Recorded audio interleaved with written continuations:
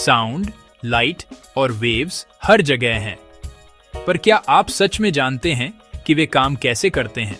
आइए साइंस की गहराइयों में उतरते हैं। ये इनक्रेडिबल फोर्सेस हमारी दुनिया को कई तरीकों से शेप करती हैं। जो म्यूजिक हम सुनते हैं उससे लेकर जो कलर्स हम देखते हैं। अपनी इमेजिनेशन को अनलॉक करने के लिए तैयार हो जाइए।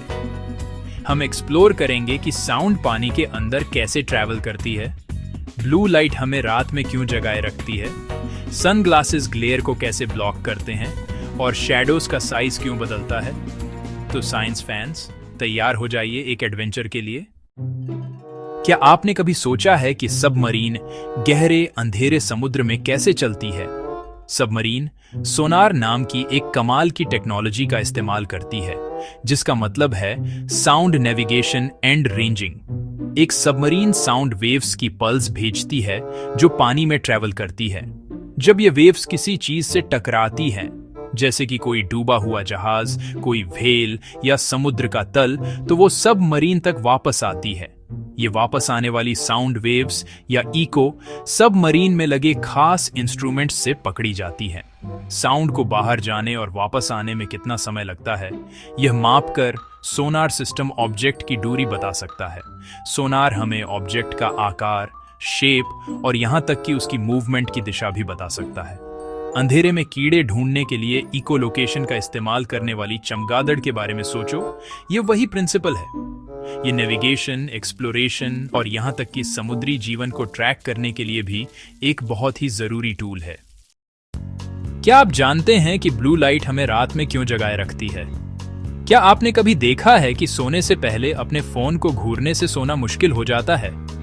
आप इसका दोष ब्लू लाइट को दे सकते हैं। हमारे शरीर मेलाटोनिन नामक हार्मोन द्वारा नियंत्रित एक प्राकृतिक नींद जागने के चक्र पर काम करते हैं।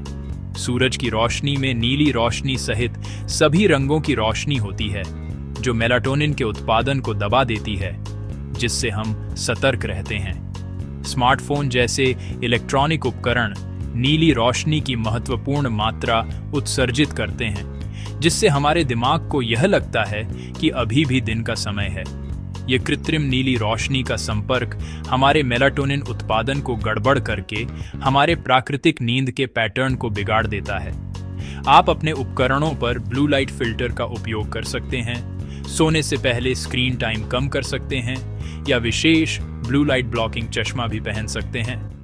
आपकी नींद आपको धन्यवाद देगी। बताओ, कुछ चीजें आवाज को दूसरों से ज्यादा अच्छे से क्यों सोखती हैं?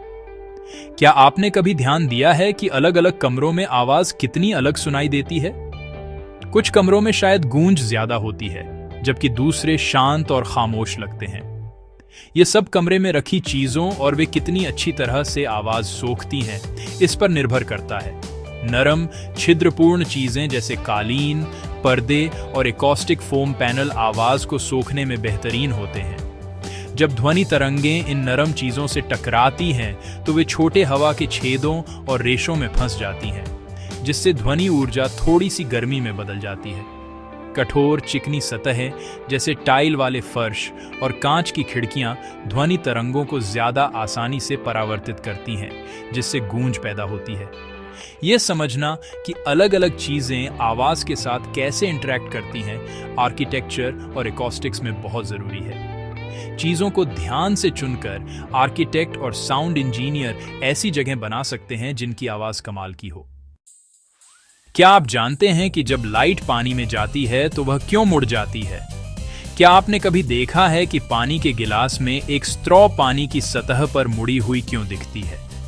इस अनोखी घटना को अपवर्तन, रिफ्रैक्शन कहते हैं। जब प्रकाश हवा से पानी में जाता है तो वह धीमा हो जाता है, क्योंकि पानी हवा से ज्यादा घना माध्यम है। स्पीड में इस बदलाव के कारण प्रकाश दो माध्यमों के बीच की सीमा पर मुड़ जाता है या अपवर्तित हो जाता है। मुड़ने की मात्रा उस कोण पर निर्भर करती है जिस पर प्रकाश सतह से टकराता है और दोनों माध्यमों के बीच घनत्व में अंतर होता है। अपवर्तन ही लेंस को काम करने में मदद करता है। वे प्रकाश को नियंत्रित तरीके से मोड़ते हैं ताकि उसे केंद्रित किया जा सके या फैलाया जा सके।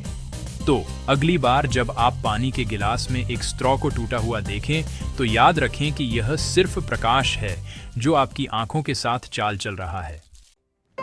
बताइए, वॉल्यूम बढ़ाने से साउंड वेव्स स्ट्रॉन्गर क्यों हो जाती हैं? अपने स्टीरियो या हेडफोन का वॉल्यूम बढ़ाने से सिर्फ म्यूजिक तेज नहीं होता, इससे असल में साउंड वेव्स भी स्ट्रॉन्गर हो जाती हैं। ये कैसे होता है? ये सब एम्पलीट्यूड के कॉन्सेप्ट पर निर्भर करता है। एक शांत झील की कल्पना करें जिसकी सतह पर हल्की लहरें हों। उन लहरों की ऊंचाई एम्पलीट्यूड है और ये बताती है कि कोई आवाज कितनी तेज है। वॉल्यूम बढ़ाना उन लहरों में और एनर्जी डालने जैसा है, जिससे वे और ऊंची और शक्तिशाली हो जाती हैं। वॉल्यूम बढ़ाने से साउंड वेव्स का एम्पलीट्यूड बढ़ जाता है। इसका मतलब है कि आवाज का सोर्स, चाहे वो स्पीकर हो या आपके वोकल कॉर्ड्स, ज्यादा फोर्स के साथ आगे पीछे हिल रहा है। इस बढ़े हुए एम्पलीट्यूड का मतलब है कि साउंड वेव्स ज्यादा एनर्जी ले जाती हैं और हमारे कान इस बढ़ी हुई एनर्जी को तेज आवाज के रूप में महसूस करते हैं। हालांकि ये याद रखना जरूरी है कि हमारे कानों की भी एक लिमिट होती है। लंबे समय तक बहुत तेज आवाजों में रहने से हमारे सुनने की क्षमता को नुकसान हो सकता है। क्या आप जानते हैं कि अलग अलग म्यूजिकल इंस्ट्रूमेंट्स की आवाज यूनिक क्यों होती है? एक पियानो और एक गिटार की आवाज के बारे में सोचो, या फिर एक फ्लूट। ये सब पूरी तरह से अलग आवाज करते हैं, भले ही एक ही नोट बजा रहे हों। ऐसा इसीलिए है क्योंकि हर म्यूजिकल इंस्ट्रूमेंट अपनी साउंड वेव्स का एक यूनिक सेट बनाता है, जिससे उसका अपना अलग टिम्ब्र या टोन कलर बनता है। एक मुख्य कारण इंस्ट्रूमेंट की शेप और साइज है।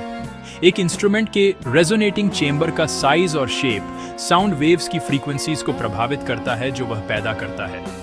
एक और जरूरी फैक्टर है इंस्ट्रूमेंट जिस मटेरियल से बना होता है। वुड, मेटल और यहां तक कि सिंथेटिक मटेरियल्स भी अलग अलग तरह से वाइब्रेट करते हैं, जिससे टोन क्वालिटी पर असर पड़ता है। इसके अलावा इंस्ट्रूमेंट को बजाने का तरीका भी एक भूमिका निभाता है। एक गिटार स्ट्रिंग को प्लकिंग करने से, बोविंग करने से अलग आवाज आती है। ये सभी फैक्टर्स मिलकर उसकी यूनिक आवाज बनाते हैं। क्या आप मुझे बता सकते हैं कि गूंज क्यों होती है? क्या आपने कभी किसी घाटी में चिल्लाया है या किसी बड़े खाली कमरे में और अपनी आवाज को वापस आते सुना है? फ्रेंड्स, यही तो गूंज है। गूंज आवाज की तरंगों के सतहों से टकराकर हमारे कानों तक वापस आने का नतीजा है। जब कोई ध्वनि तरंग किसी कठोर सतह से टकराती है, जैसे कि दीवार, चट्टान या घना जंगल, तो वह सिर्फ रुक नहीं जाती। इसके बजाय यह सतह से टकराकर अपनी दिशा बदल लेती है। अगर सतह काफी दूर हो और ध्वनि तरंग काफी मजबूत हो, तो उस परावर्तित ध्वनि का कुछ हिस्सा आखिरकार हमारे कानों तक पहुंच जाएगा। गूंज सिर्फ एक शानदार ध्वनिक घटना नहीं है, इनके व्यावहारिक उपयोग भी हैं। चमगादड़ और डॉल्फिन एकोलोकेशन का उपयोग करते हैं, जो सोनार का एक जैविक रूप है, नेविगेट करने और भोजन खोजने के लिए। वैज्ञानिक और इंजीनियर सोनार तकनीक का उपयोग करते हैं समुद्र तल का नक्शा बनाने, पानी के नीचे की वस्तुओं का पता लगाने और यहां तक कि पृथ्वी की संरचना का अध्ययन करने के लिए भी। Tell me why shadows change size पूरे दिन?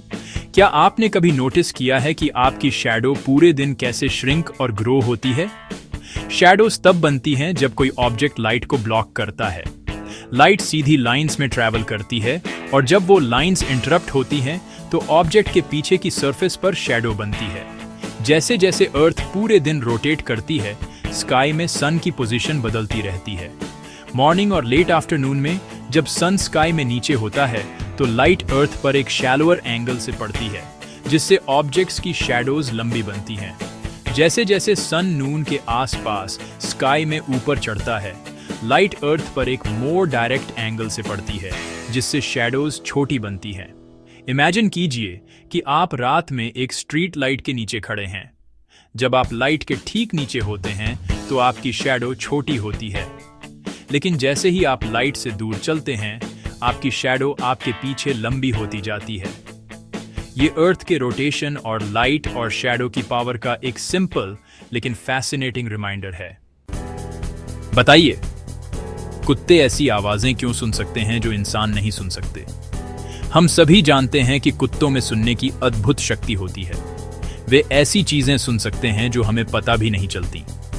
ये सब उनके कानों की बनावट और उन आवृत्तियों फ्रीक्वेंसी पर निर्भर करता है जिन्हें वे महसूस कर सकते हैं। इंसान के कान आमतौर पर 20 से 20,000 हर्ट्ज की फ्रीक्वेंसी रेंज में आवाजें सुन सकते हैं। दूसरी ओर कुत्तों की सुनने की क्षमता बहुत व्यापक होती है, आमतौर पर लगभग 40 से 60,000 हर्ट्ज तक। इसका मतलब है कि वे हमसे कहीं ज्यादा ऊंची आवाजें सुन सकते हैं। कुत्तों के कानों में ह्यूमंसों की तुलना में ज्यादा मांसपेशियां होती हैं, जिससे वे अपने कानों को स्वतंत्र रूप से हिला सकते हैं और आवाज के स्रोत का ज्यादा सटीक पता लगा सकते हैं। इसलिए आप अक्सर कुत्तों को कुछ दिलचस्प सुनने पर अपना सिर झुकाते हुए देखते हैं। वे बेहतर सुनने के लिए अपने कान एडजस्ट कर रहे होते हैं। तो अगली बार जब आपका प्यारा दोस्त किसी ऐसी आवाज पर ध्यान दे जो आप नहीं सुन सकते, तो याद रखें, वे हमारी इंसान की समझ से परे एक पूरी दुनिया का अनुभव कर रहे हैं। Tell me why some sunglasses block glare? क्या आपने कभी पोलराइज्ड सनग्लासेस पहने हैं और यह देखकर हैरान रह गए हैं कि सब कुछ कितना ज्यादा साफ दिखता है, खासकर तेज धूप वाले दिन? पोलराइज्ड सनग्लासेस आपकी आंखों के लिए जादू की तरह हैं, लेकिन इनके पीछे की साइंस सच में बहुत दिलचस्प है। ग्लेयर, वह परेशान करने वाली चमक जो हमें कभी कभी महसूस होती है, पानी, बर्फ, सड़क और यहाँ तक कि खिड़कियों जैसी सतहों से लाइट के रिफ्लेक्शन की वजह से होती है। जब लाइट इन सतहों से टकराकर रिफ्लेक्ट होती है तो वह पोलराइज्ड हो जाती है, मतलब लाइट की वेव्स एक ज्यादा यूनिफॉर्म डायरेक्शन में वाइब्रेट करती हैं, आमतौर पर हॉरिजॉन्टली। पोलराइज्ड सनग्लासेस में खास लेंस होते हैं जो माइक्रोस्कोपिक ब्लाइंड्स की तरह काम करते हैं, हॉरिजॉन्टली पोलराइज्ड लाइट को सेलेक्टिवली ब्लॉक करते हैं। उनके लेंस में वर्टिकल फिल्टर्स होते हैं जो वर्टिकली पोलराइज्ड लाइट को पास होने देते हैं, जबकि हॉरिजॉन्टली पोलराइज्ड लाइट को ब्लॉक कर देते हैं, जो ग्लेयर का कारण बनती है। इसका नतीजा एक साफ, ज्यादा आरामदायक व्यू होता है जिससे आंखों पर कम जोर पड़ता है। तो अगली बार जब आप धूप वाले दिन बाहर निकल रहे हों तो एक पोलराइज्ड सनग्लासेस पहनना न भूलें। अगर आपको यह वीडियो पसंद आया तो ऐसे ही और बेहतरीन साइंस कंटेंट के लिए लाइक, सब्सक्राइब और बेल आइकॉन दबाना न भूलें। हमने तरंगों, प्रकाश और ध्वनि की अविश्वसनीय दुनिया की खोज की है, समुद्र की गहराई से लेकर हमारे कानों में बजने वाले संगीत तक। लेकिन याद रखें, साइंस की हमारी खोज कभी खत्म नहीं होती। जिज्ञासु बने रहें और साइंस के चमत्कारों की खोज करते रहें।